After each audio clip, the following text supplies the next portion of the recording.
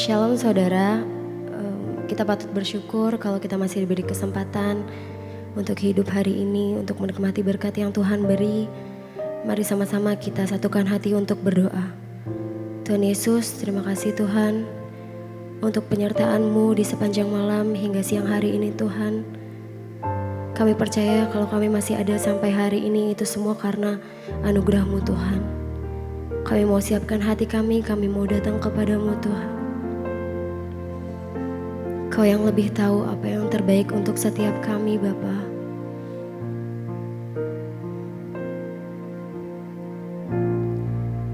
Kau juga yang lebih sanggup pulihkan setiap kami. Tahu yang terbaik bagiku, Kau lebih sanggup pulihkan hidupku. Ku berserah, ku percaya hanya Yesus penolong yang setia. Kita nyanyikan lagu ini lebih lagi.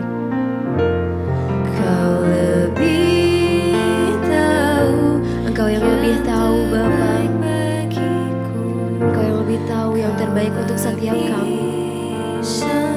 Bahkan Engkau yang sanggup memulihkan setiap kami Tuhan.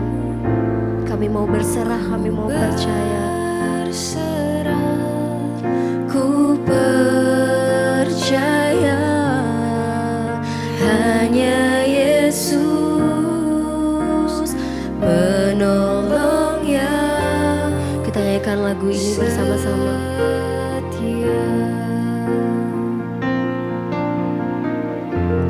Kau lebih tahu yang terbaik bagiku.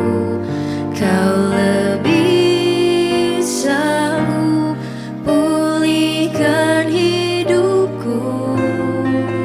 Ku berserah,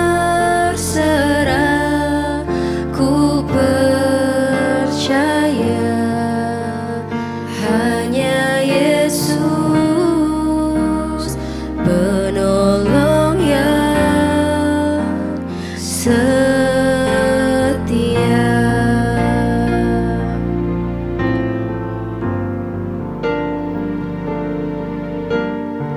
Penolong kami hanyalah diri-Mu Tuhan. Engkau Bapa kami yang setia Tuhan.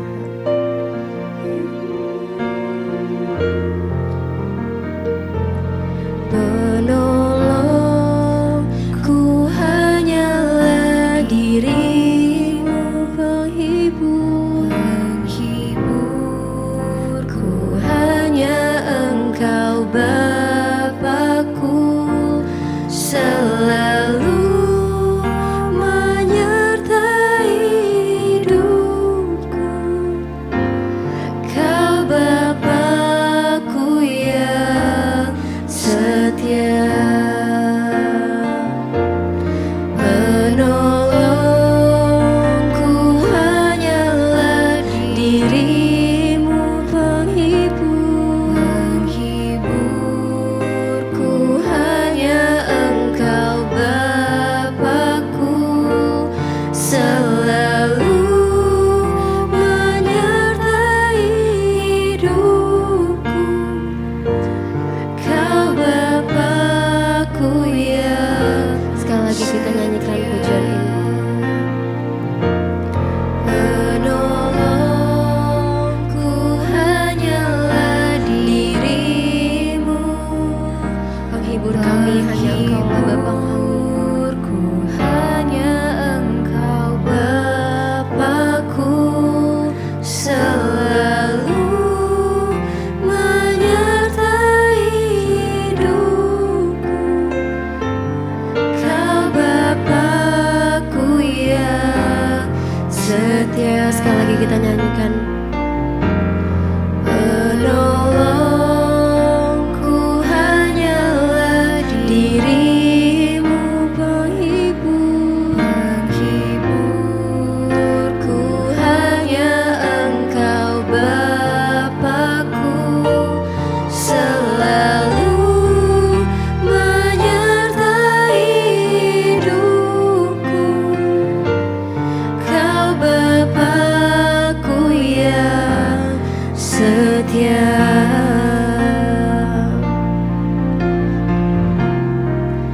Kami percaya bukan karena kami melihat Tuhan,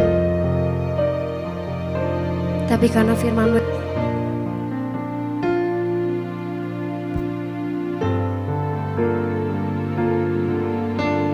Sebab aku percaya bukan karena melihat.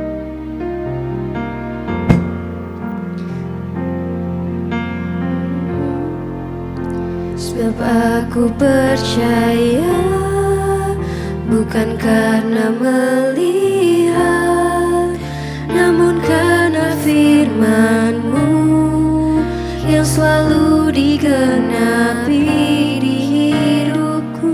Ku percaya bukan karena melihat, namun karena firman-Mu tiada pernah berubah. Sebab aku percaya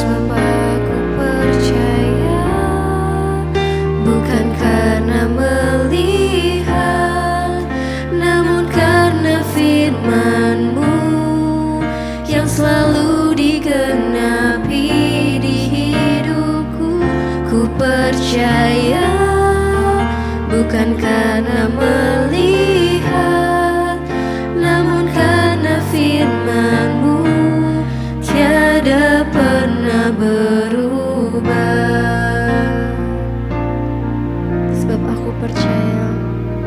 Sebab aku percaya bukan karena melihat, namun karena firman-Mu yang selalu digenapi di hidupku. Ku percaya bukan karena melihat, namun karena firman-Mu tiada pernah berubah.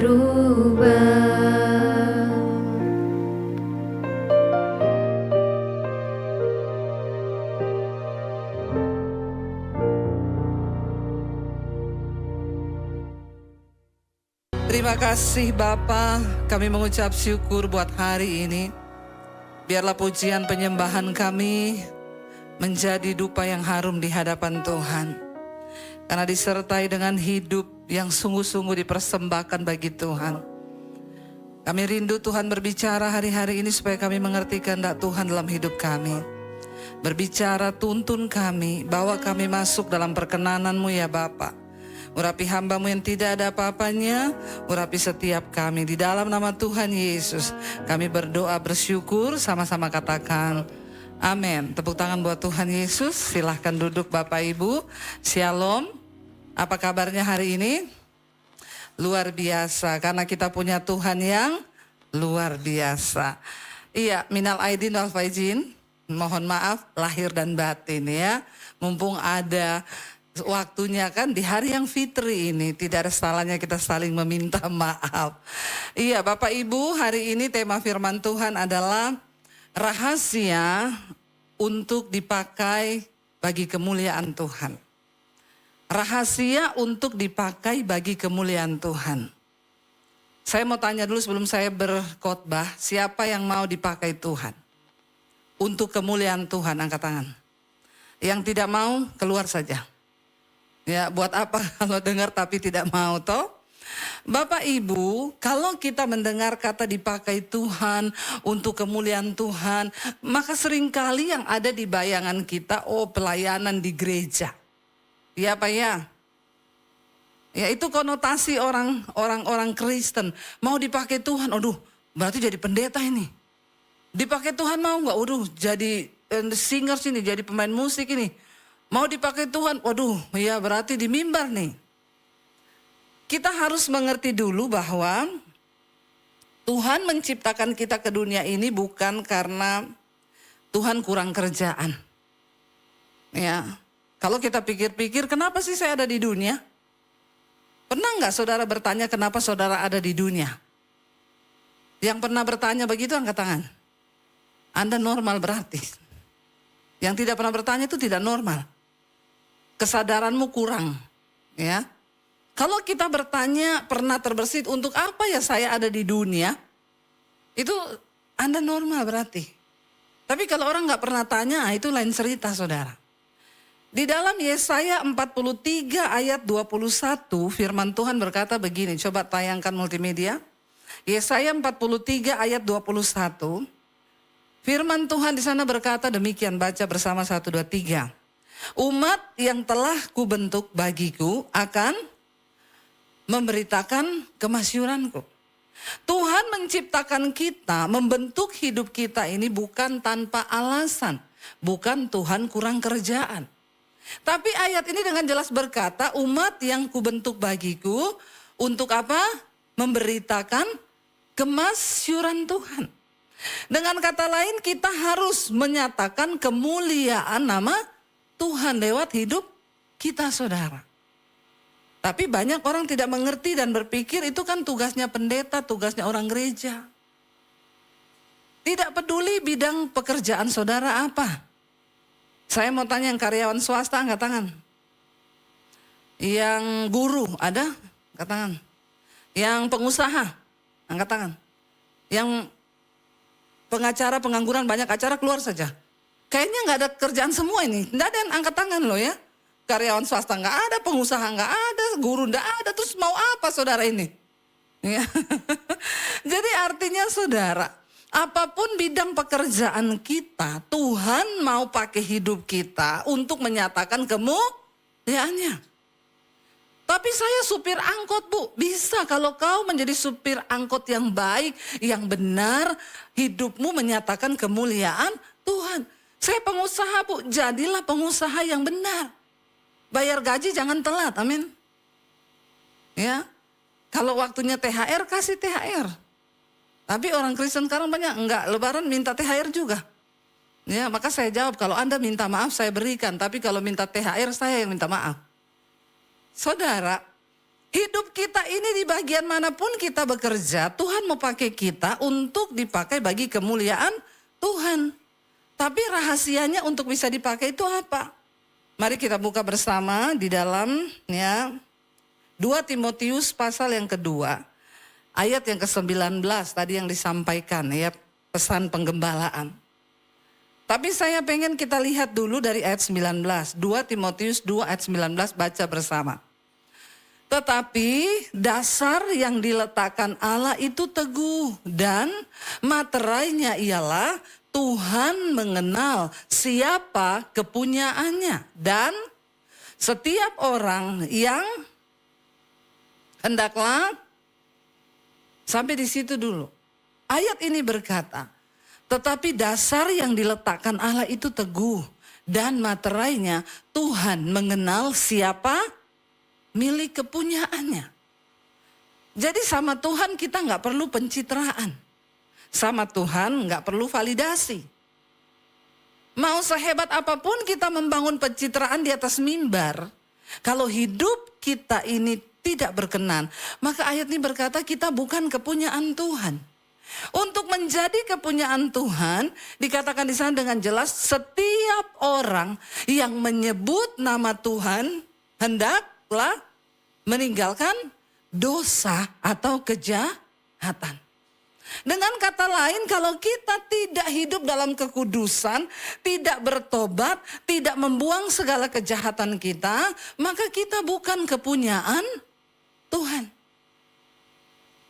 Jadi biar saja kalau hari-hari ini orang berusaha menjatuhkan engkau, percayalah Tuhan mengenal siapa milik kepunyaannya. Yang duduk di sini nih, tapi tidak semua kepunyaan Tuhan. Amin.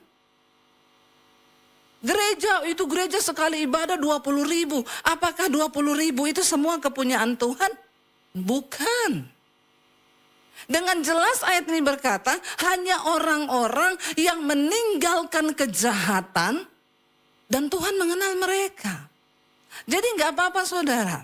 Orang mau berusaha jegal kita, orang berusaha tutup pintu bagimu, orang meniru usahamu, tapi berkat Tuhan tidak pernah bisa ditiru.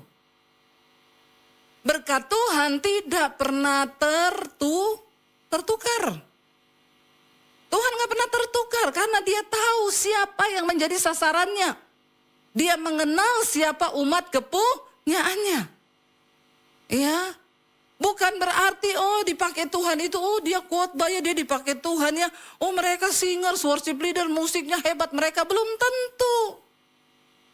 Belum tentu. Belum tentu yang berdiri di mimbar ini semuanya dipakai untuk kemuliaannya. Belum tentu. Tidak semua orang Kristen itu kepunyaan Tuhan. Dengan jelas ayat ini berkata, Tuhan mengenal siapa milik kepunyaannya, dan orang yang menyebut nama Tuhan harus meninggalkan dosa dan kejahatan. Lalu ayat berikutnya dikatakan begini saudara. Dalam rumah yang besar, baca ayat 20. Dalam rumah yang besar terdapat apa? Perabot, bukan hanya ya. Yang pertama dan yang terakhir untuk di dalam rumah yang besar ada banyak perabot. Ada perabot dari emas, perak, ada dari tanah dan dari kayu.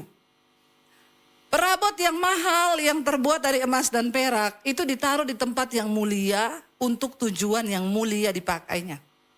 Tapi perabot dari kayu dan tanah itu kurang mulia, ditaruh di tempat yang kurang mulia untuk tujuan yang kurang mulia. Saya kasih contoh saudara. Di ruangan ini tempat yang mulia itu di mana saudara? Di mimbar ini. Karena saudara buktinya duduknya semua menghadap ke sini. Kalau saudara datang tuh saudara menghadap ke belakang sana, berarti saudara yang aneh. Ya, tempat yang mulia itu di mimbar ini. Kenapa? Alat-alat di sini semua barangnya yang mahal ditaruh di sini. Ya, bukan alat sembarangan loh di tempat mulia itu. Bukan alat sembarangan. Kalau saudara datang ke sini, lalu saudara lihat di sini ada ember, ada panci, ada wajan. Aneh enggak saudara? Aneh. Maka ketika saudara datang, ada ember, panci, wajan di sini, ember bocor. Saudara akan berkata, ini gila ya orang ini menaruh ini. Kenapa? Karena tidak pada tempatnya. Tuhan enggak pernah salah menaruh hidup kita. Enggak pernah salah. Ada perabot yang dari emas, ada dari perak. Untuk menjadi perabot dari emas, pembentukannya itu lama. Nyarinya juga susah. Kristen emas itu enggak semua. Tapi Kristen kayu, Kristen tanah banyak. Yang gampang lapuk, gampang hancur, ya gampang retak. Kenapa saudara? Rahasianya saudara, untuk kita bisa menjadi perabot yang mulia, ayat 21 kita baca bersama, 1, 2, 3. Jika seorang menyucikan dirinya dari hal-hal yang jahat, ia akan dikuduskan, dipandang layak, untuk dipakai tuannya, dan untuk berapa banyak yang mau jadi perabot yang mulia? Dipakai Tuhan untuk memuliakan nama Tuhan. Kita semua. Perabot yang mulia itu harus murni. Emas itu murni. Pemurniannya enggak gampang. Enggak gampang. Ayat ini bilang kalau kita mau menjadi perabot rumah untuk maksud yang mulia, maka kau harus menyucikan dirimu dari hal-hal yang jahat. Jangan ada dosa dalam hidup kita ini. Kejar kekudusan untuk mengangkat hidupmu di tempat yang mulia, menjadi itu urusannya Tuhan, bukan urusan kita. Enggak usah coba-coba angkat diri, nanti kau jatuh sakit. Enggak usah cari muka sama orang. Enggak usah cari validasi. Enggak usah apalagi menjilat untuk diberikan posisi-posisi yang bagus. Bagian kita hanya kejar perkenanan Tuhan, hidup dalam kekudusan. Ya, tidak ada yang lain saudara. Syaratnya cuma Tuhan enggak cari orang pintar. Pintar kalau enggak berkarakter buat apa? Tuhan gak cari orang kaya. Kaya juga kalau gak punya karakter firman Tuhan buat apa?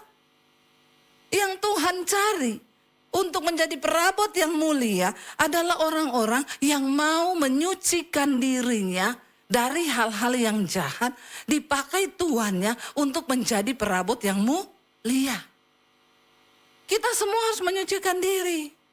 Saya dulu ketika bertobat, bagaimana saya menyucikan diri saudara? Saya baca firman. Firman itu seperti air yang membersihkan hidup kita. Waktu saya baca firman, saya tahu dosa saya. Makanya dikatakan firman Tuhan itu adalah cermin. Saya baca itu Galatia 5, keinginan daging, percabulan, kenajisan, hawa nafsu, nafsu jahat, iri hati, kebencian, kedengkian, amarah, pertikaian, roh permecah belah. Wih, semua ada sama saya. Dosa-dosa itu. Lalu saya mulai bikin buku catatan dosa. Kau harus bikin buku catatan dosamu. Tapi orang Kristen sekarang tidak, dia punya buku catatan dosa tetangganya. Dia tahu itu tetangga itu. Pertama julid, kedua iri, ketiga ini. Dosa orang lain kita tahu. Tapi dosa kita nggak pernah tahu.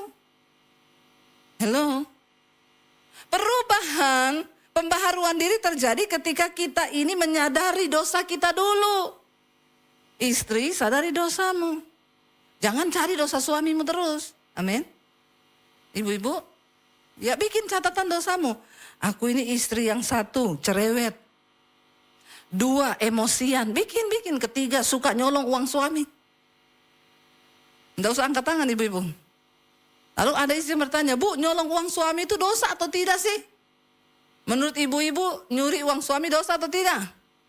Yang bilang tidak, angkat tangan. Yang bilang dosa, angkat tangan. Kalau saya pikir-pikir tidak, saudara. Bukan saya membela istri, bukan. Kenapa? Karena kita kan sudah menjadi satu. Ya toh?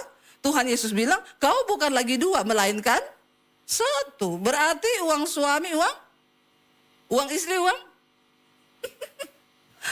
Memang istri ini menangan. Namanya juga suami. Suami, semua uang adalah milik istri. Itu singkatannya suami. Semua uang adalah milik istri. Sudah dari sononya memang itu ditakdirkan. Katanya ya. Jadi Bapak Ibu, ayo kita ibu-ibu bikin daftar dosamu. Supaya kau jangan menuntut suamimu terus berubah. Karena kalau kau tuntut suamimu terus berubah, dia marah. Suami juga kalau kau tuntut istrimu berubah, istrimu marah enggak Bapak-Bapak? Kalau ada Bapak-Bapak kasih tahu dosa istrinya, istri marah enggak? Ada Bapak-Bapak di sini? Baru begini saya sudah takut nih Bapak-Bapak mau jawab. Karena ada istrinya di sebelahnya. Nanti rame di rumah ini, tidak usah takut Bapak-Bapak, tatap mata saya. Jawab, kalau kau kasih tahu dosa istrimu, istrimu marah enggak? Tidak ya Pak? Oh marah? Puji Tuhan, Bapak ambil sepeda di bawah nanti ya. Bapak jujur sekali. Iya memang marah, istri itu kan marah. Jadi sebelum kau dikasih tahu lebih baik intros. Demikian juga suami. Suami kalau dikasih tahu istri dosanya marah enggak? Bapak-bapak. Istri kalau kasih tahu suami, suami marah enggak? Enggak, ya enggak ada suara satupun. Memang suami-suami di sini luar biasa ya. Semua suami-suami yang takut istri ya. Bapak Ibu, kalau kita sibuk menuntut orang, kita nggak akan pernah bisa jadi perabot yang mulia. Ayo kita menyucikan diri supaya kita dipandang layak oleh Tuhan kita, dipakai untuk menjadi perabot yang mulia. Seringkali kenapa sih hidup kita ini nggak diberkati? Ada yang menghalangi berkat.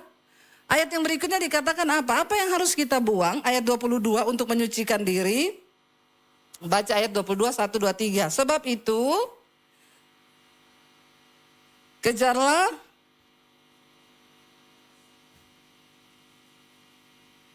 yang berseru dengan hati yang pertama-tama jauhi nafsu orang muda. Orang muda itu kalau bikin nafsu suka nggak tahu diri. Ya, makanya bapak-bapak juga yang udah tua, jangan kau punya nafsu orang muda. Jauhi nafsu orang muda itu. Orang muda itu tidak terkendali nafsunya. Tapi kita harus terkendali.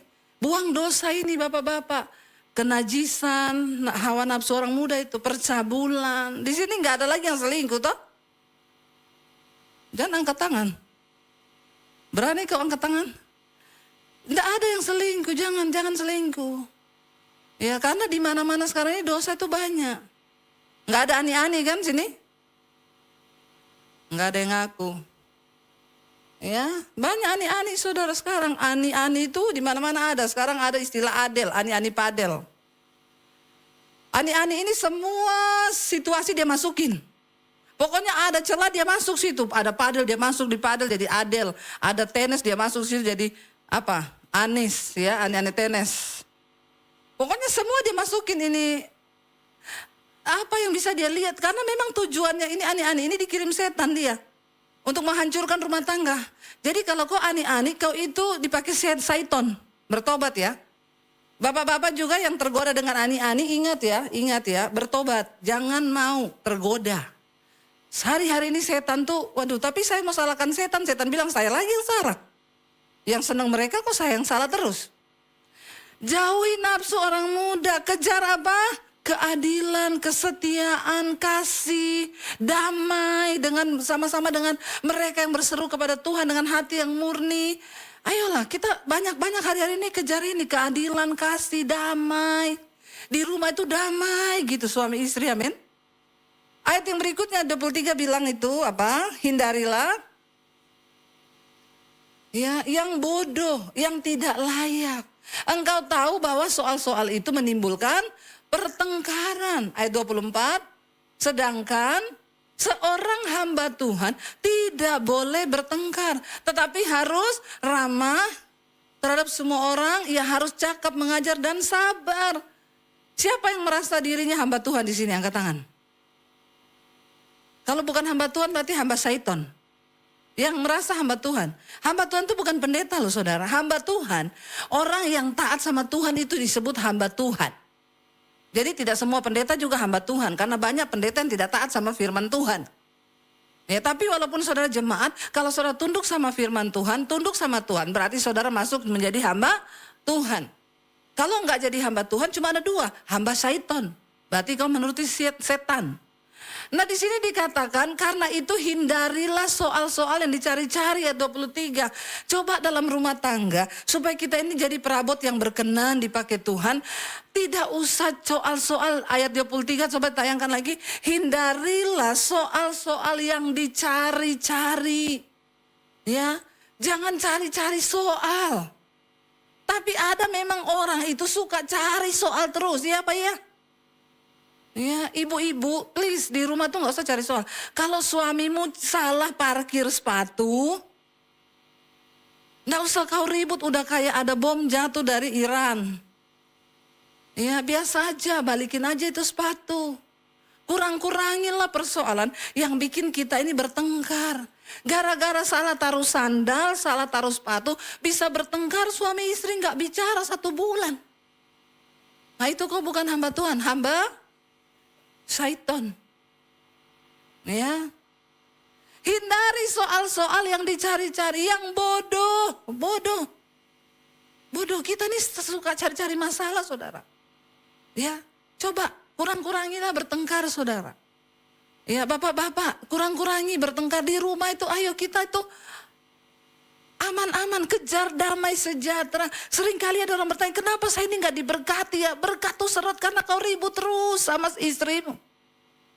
Istri-istri karena kau ribut terus sama suamimu.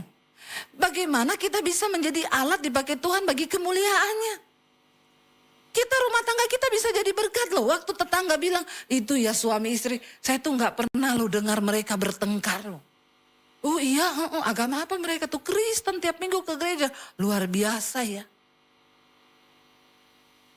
Jangan itu loh, di situ tiap hari galon melayang, piring melayang, pintu melayang. Ya orang apa? Orang Kristen tiap minggu padahal ke gereja itu. Kita ini kan bukan dipakai Tuhan memuliakan nama Tuhan. Tapi kita nih jadi dipakai setan mempermalukan nama Tuhan. Tetangga saya ada dulu kalau sudah berantem suami istri, galon saudara, prang. Wah, saya bilang, lagi dipakai syaiton itu. Jangan kamu mencari soal-soal yang dicari-cari yang bodoh, yang tidak layak. Engkau tahu semua soal itu menimbulkan pertengkaran. Kalau udah mau berantem, udah selesai. Nggak usah berantem, mending kita damai ya, berpelukan yuk, amin. Supaya berkat Tuhan tidak terhalang. Karena Tuhan bilang bukan tanganku yang kurang panjang untuk menolongmu. Bukan telingaku yang kurang tajam untuk mendengarkan doamu. Tapi dosamu itu loh. Dosamu itu menghalangi semua berkat Tuhan tercurah. Mungkin kau bilang saya ini udah rajin kerja, saya udah begini, tapi kenapa seret ini berkat? Karena mungkin itu engkau tidak sadari, ribut, berantem, soal-soal yang dicari-cari yang bodoh. Kita nggak usah cari-cari soal, iblis akan kasih kita soal.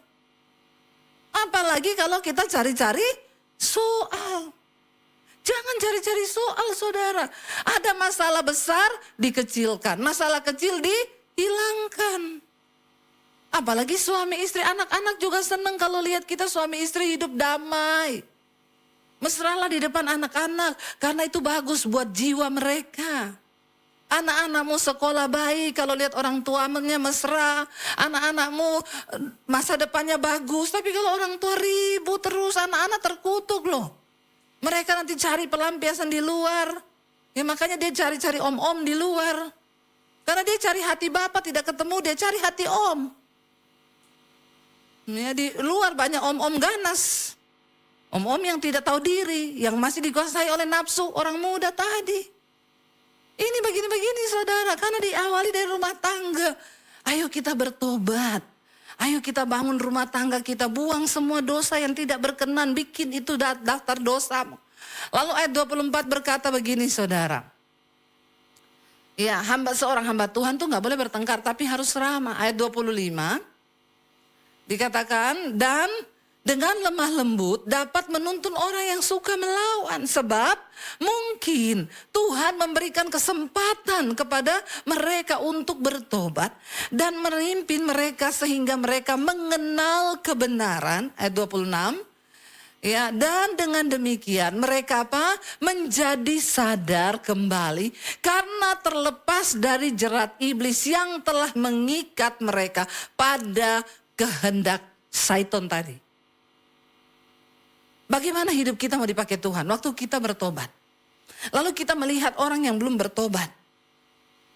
Ayo saudara, ini bukan panggilan penginjilan. Ini bukan cuma buat pendeta, tapi buat setiap kita. Karena saudara akan ketemu dengan semua orang. Kalau dia belum bertobat, ayo sadarkan dia kembali. Siapa tahu Tuhan masih beri dia kesempatan untuk bertobat. Agar dia itu bisa mengalami kasih karunia Tuhan dan ditarik kembali sehingga mereka itu terlepas dari jerat iblis. Orang-orang yang hidup dalam dosa, mereka itu masuk dalam jerat iblis. Dan ada orang yang tolong mereka untuk keluarkan mereka dari jerat iblis itu yang mengikat mereka supaya tidak binasa. Perkara nanti engkau diangkat Tuhan, kalau kau jadi pengusaha yang sukses. Ya, engkau jadi apapun saudara. Ayo, jauhi dosa, anak-anak muda ayo. Ya, apalagi kalau kita ini bukan pewaris tapi perintis. Tidak usah takut, bersama Tuhan kita sanggup melakukan segala perkara. Asal hidup kita ini di dalam kekudusan. Saya ingat saudara, ayat ini itu saya dapat waktu saya baru datang dari Jakarta, dari Solo pindah ke Jakarta. Kami pindah dari Solo ke Jakarta, Tuhan bawa kami ke Jakarta, sudah punya pelayanan di Solo. Sampai di Jakarta, kami punya beberapa kenalan orang pelayanan. Tapi ketika kami WA, kami SMS, kita lagi di Jakarta baru datang. Ya siapa tahu bisa ada pelayanan yang terbuka. Orang-orang pura-pura enggak kenal. Oh maaf, enggak ada. Biasa begitu, enggak apa-apa. Kalau kau masih merintis ditolak orang itu biasa. Ya, tapi setelah kita jadi begini kan semua... Ingat gak dulu ya kita deket loh dulu pret. Itu manusia saudara, itu manusia. Saya ingat ketika kami ibadah di satu gereja besar karena dekat rumah tante saya yang saya tinggal, saya nginap. Ya kami ibadah di situ gereja ya lumayan besar. Saya bilang sama suami kita ini enggak pelayanan loh. Karena kami ini setiap hari Minggu tuh di Solo pelayanan. Jadi kalau Minggu itu enggak pelayanan tuh rasa... Gimana ya? Kayak ada yang kurang gitu kalau orang udah biasa pelayanan. Ya. Lalu ya namanya ya gimana ya? Coba saudara rasakan hidup ini jadi tidak berarti gitu kalau nggak pelayanan. Makanya saya disuruh liburan gitu. Hari Minggu tanpa pelayanan mau di luar negeri saya rasa berdosa. Ya harus pelayanan hari Minggu itu. Karena kita ini sudah diberkati Tuhan, disertai Tuhan terus mau ngapain gitu kalau nggak pelayanan. Hari ini tadi pagi harusnya saya berangkat ke Singapura karena kami kan harusnya di Israel ini. Tapi Israel kan di reschedule masih perang. Anak-anak bilang, ayo mam kita liburan yang dekat aja ke Singapura. Anak saya beli tiket hari Minggu pagi nih. Karena dia tahu saya kosong. Harusnya kan di Israel. Saya bilang, mami ada pelayanan itu. Loh kan mami kosong. Ya gimana nggak bisa, ya udah kamu berangkat aja dulu. Punya mami di reschedule besok pagi. Walaupun di reschedule kena tambahan biaya, ini lagi lebaran. Ini tiket ke Singapura lagi tinggi-tingginya sekali saudara. Tapi saya bilang nggak apa-apa deh, pokoknya mami harus pelayanan dulu. Nggak bisa mami nggak pelayanan hari Minggu. Nah waktu kami datang dari Solo ke Jakarta, tiap minggu nggak ada pelayanan. Jadi saya bilang suami, gimana ya kita ini mau pelayanan di mana? Nggak bisa juga ujuk-ujuk. Waktu itu belum kenal Pak Konrad lagi. Saya nggak bisa tempat, saya mau pelayanan di sini. Kalau udah kenal kan enak gitu ya. Lalu kami ibadah di gereja itu, minggu ada pengumuman. Saudara yang punya talenta silakan mendaftar. Dibuka audisi singers dan pemusik. Saya colek suami saya, daftar yuk. Kan kita mau pelayanan toh. Suami saya bilang, ya singers, pemusik ada dibuka, kau pembicara. Nggak ada di situ audisi pembicara. Ya nggak apa-apa saya jadi singers kan, ya suara saya juga nggak fals-fals banget lah, lumayan kan. Ya udah kalau gitu nggak apa-apa ya jadi pembicara, jadi singers, nggak apa-apa lah di hadapan Tuhan, nggak ada level-levelan, semua Tuhan lihat hati kita, yang penting mau pelayanan, oke. Karena di rumah tante saya ada keyboard, kita latihan saudara, ya. Saya itu menyadari suara saya ini mirip-mirip Sari Simorangkir. Kenapa mengejek sekali ya? Biasa aja keles.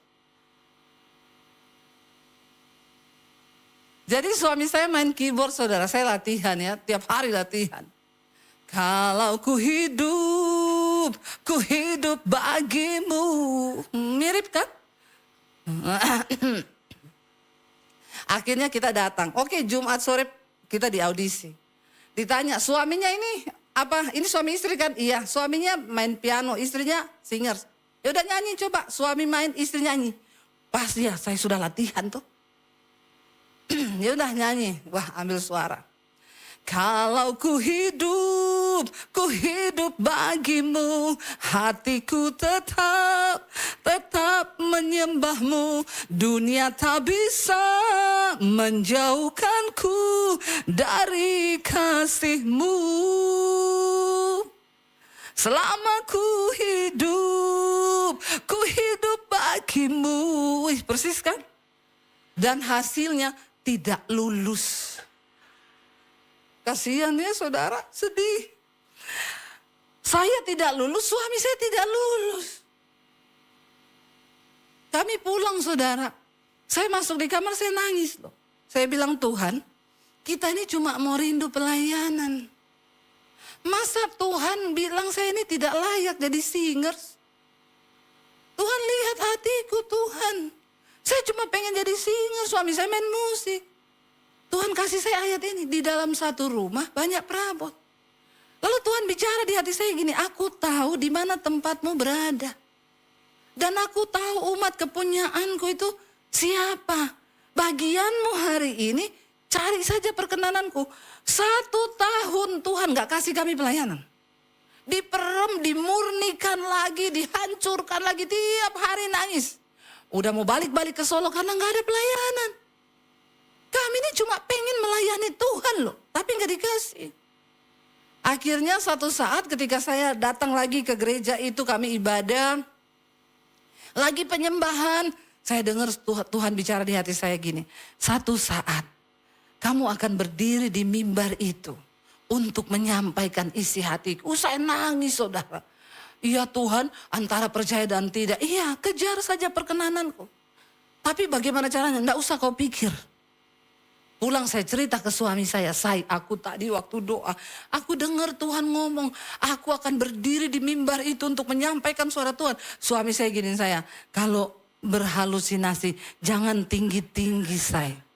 Nanti kalau jatuh sakit kalau ketinggian. Saya bilang, ya kan Tuhan yang ngomong. Terus dia bilang, kalau jadi pembicara di gereja itu enggak mungkin. Itu yang khotbah di situ semua pendeta top. Kamu belum Kristen, mereka udah jadi pendeta. Bagaimana caranya Tuhan mau bawa kamu ke situ? Sedangkan audisi singer saja tidak lulus. Saya bilang, itu bukan urusan saya, itu urusan Tuhan. Biarkan Tuhan yang bekerja. Dan terjadi berapa waktu setelah itu, saya benar-benar khotbah di gereja itu. Dan suami saya diangkat jadi koordinator musik di gereja itu. Tuhan yang tahu di mana tempatmu itu berada. Orang mau tutup jalan, orang mau menghalangi kita. Tidak apa-apa, bagian kita cuma kejar kekudusan. Buang semua hal yang tidak berkenan pada Tuhan. Sebab Tuhan gak bisa buka jalan bagi orang yang terus hidup di dalam dosa. Tuhan gak bisa buka pintu berkatnya. Tuhan gak bisa promosikan engkau. Menjadikan engkau perabot dari emas dan perak. Dan ditempatkan di tempat yang mulia. Dan hari ini saya melihat saudara. Kalau saya bisa ada seperti hari ini saya ada. Itu bukan usaha saya. Itu cara Tuhan. Bagian saya cuma apa? Aku ingin mengejar perkenanan-Mu Tuhan. Bawa kami ini untuk terus tiap hari diperbaharui. Makanya saudara saya selalu bilang, jangan tertipu hari-hari ini. Pada satu saat nanti waktu Yesus datang, dia cuma berkata begini, marilah padaku hai kamu sekalian yang melakukan firman-Ku. Jangan tertipu dengan pelayanan. Pelayanan bukanlah tolak ukur orang sudah mencapai perkenanan Tuhan. Pelayanan bukanlah tolak ukur orang menjadi kepunyaan Tuhan. Dengan jelas ayat tadi berkata, Tuhan mengenal siapa milik kepunyaannya. Dan setiap orang yang menyebut dan memanggil nama Tuhan, dia harus menjauhi dosa dan kejahatan. Hari-hari ini pengajaran banyak yang menyesatkan. Tidak apa-apa, keselamatan kita tidak hilang. Walaupun kita bikin dosa, kita homo, kita lesbi, kita selingkuh, ani-ani, adel, anes. Kalau engkau tidak bertobat, maaf saudara. Maaf. Tidak ada jaminan. Karena engkau menyalibkan lagi Kristus dalam hidupmu. Yang Tuhan mau hari-hari ini cuma kita, ayo bertobat. Ayo kejar Tuhan, kejar perkenanan Tuhan. Amin. Senang para imam musik maju ke depan. Kita sedang ada di hari-hari yang tidak menentu. Dan tidak ada lain yang Tuhan minta. Kalau engkau ingin melihat pembelaan Tuhan, penyertaan Tuhan. Diangkat Tuhan tinggi menyatakan kemuliaan Tuhan. Saya mau bilang saudara, hari-hari ini Tuhan sedang mencari orang-orang yang bisa dipakai Tuhan untuk menyatakan kemuliaannya. Masih begitu banyak proyek Tuhan yang besar. Tapi dia mencari orang-orang yang bisa dipercaya. Orang-orang yang bisa dipakai untuk menjadi kepanjangan bagi kemuliaan Tuhan. Kita bangkit berdiri, kita naikkan pujian. Bapakku persembahkan tubuhku sebagai persembahan yang hidup. Yang kudus dan yang berkenan kepada Tuhan, karena itu ibadah kami yang sejati. Katakan di hadapan Tuhan saudara. Terima kasih Tuhan.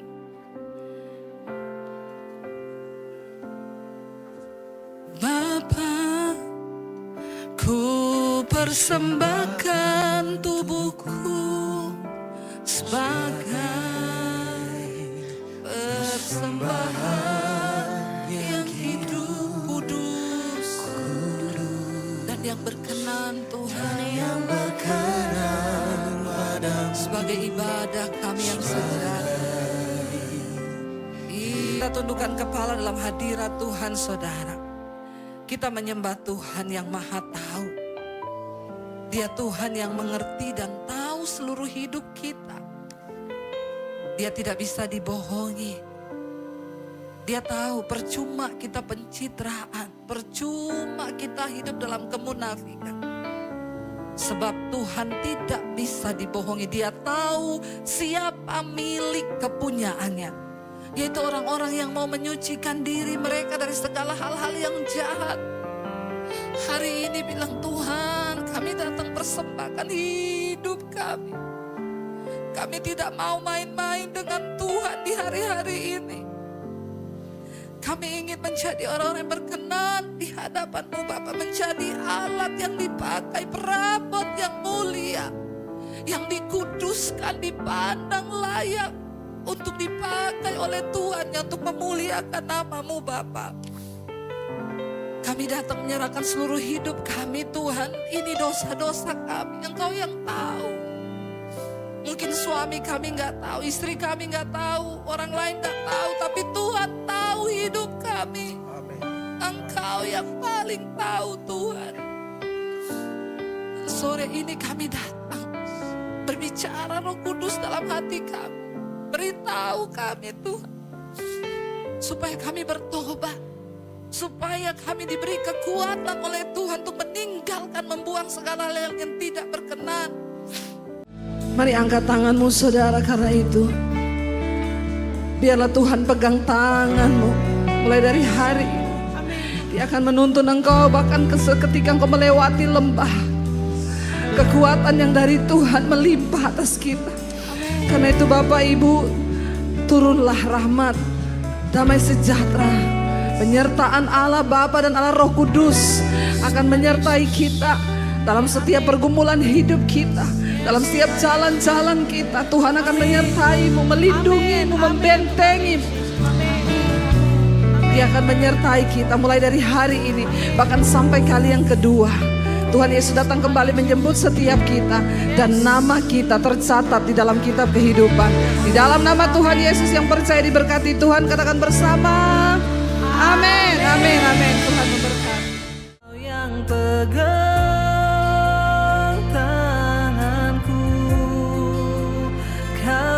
sentuh hatiku, selamanya ku cinta Kau Yesus, selamanya ku menyembah-Mu.